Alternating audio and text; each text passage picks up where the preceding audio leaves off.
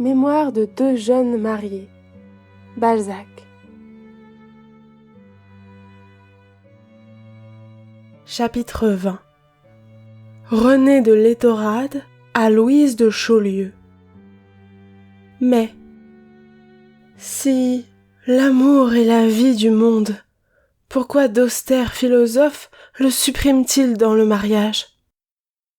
Pourquoi la société prend-elle pour loi suprême de sacrifier la femme à la famille, en créant ainsi nécessairement une lutte sourde au sein du mariage? Lutte prévue par elle et si dangereuse qu'elle a inventé des pouvoirs pour en armer l'homme contre nous, en devinant que nous pouvions tout annuler, soit par la puissance de la tendresse, soit par la persistance d'une haine cachée.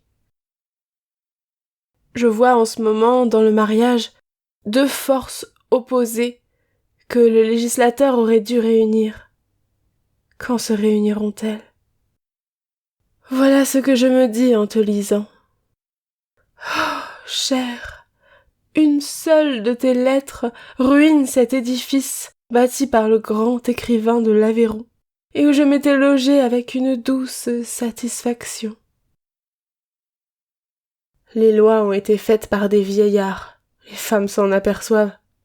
Ils ont bien sagement décrété que l'amour conjugal exempt de passion ne nous avilissait point, et qu'une femme devait se donner, sans amour, une fois que la loi permettait à un homme de la faire sienne. Préoccupés de la famille, ils ont imité la nature, inquiètes seulement de perpétuer l'espèce. J'étais un être, auparavant, et je suis maintenant une chose. Il est plus d'une larme que j'ai dévorée au loin, seule, et que j'aurais voulu donner en échange d'un sourire consolateur. D'où vient l'inégalité de nos destinées? L'amour permis agrandit ton âme. Pour toi, la vertu se trouvera dans le plaisir. Tu ne souffriras que de ton propre vouloir. Ton devoir, si tu épouses ton Felipe, deviendra le plus doux, le plus expansif des sentiments. Notre avenir est gros de la réponse, et je l'attends avec une inquiète curiosité. Tu aimes, tu es adorée. Oh, chère, livre-toi tout entière à ce beau poème qui nous a tant occupés. Cette beauté de la femme, si fine et si spiritualisée en toi, Dieu l'a faite ainsi pour qu'elle charme et plaise. Il a ses desseins. Oui, mon ange, garde bien le secret de ta tendresse et soumets Felipe aux épreuves subtiles que nous inventions pour savoir si l'amant que nous rêvions serait digne de nous. Sache surtout moins s'il t'aime que si tu l'aimes. Rien n'est plus trompeur que le mirage produit en notre âme par la curiosité, par le désir, par la croyance au bonheur. Toi qui, seul de nous deux, demeures intacte, chère, ne te risque pas sans art au dangereux marché d'un irrévocable mariage. Je t'en supplie. Quelquefois, un geste, une parole, un regard, dans une conversation sans témoin, quand les âmes sont déshabillées de leur hypocrisie mondaine, éclairent des abîmes. Tu es assez noble, assez sûr de toi, pour pouvoir aller hardiment en des sentiers où d'autres se perdraient. Tu ne saurais croire en quelles anxiétés je te suis. Malgré la distance, je te vois, j'éprouve tes émotions. Aussi, ne manque pas à m'écrire, n'omets rien. Tes lettres me font une vie passionnée, au milieu de mon ménage si simple, si tranquille, uni comme une grande route par un jour sans soleil. Ce qui se passe ici, mon ange, est une suite de chicanes avec moi-même sur lesquelles je veux garder le secret aujourd'hui. Je t'en parlerai plus tard. Je me donne et me reprends avec une sombre obstination, en passant du découragement à l'espérance. Peut-être demandai-je à la vie plus de bonheur qu'elle ne nous en doit.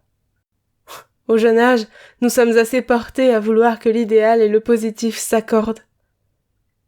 Mes réflexions, et maintenant je les fais toute seule, assise au pied d'un rocher de mon parc, m'ont conduite à penser que l'amour dans le mariage est un hasard sur lequel il est impossible d'asseoir la loi qui doit tout régir.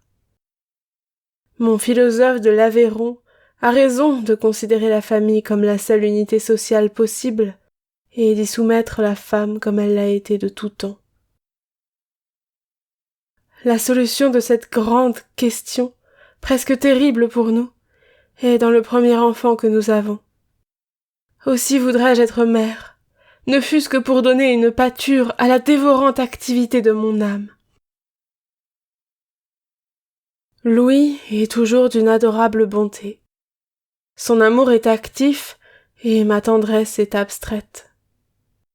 Il est heureux, il cueille à lui seul les fleurs sans s'inquiéter des efforts de la terre qui les produit. Heureux égoïsme.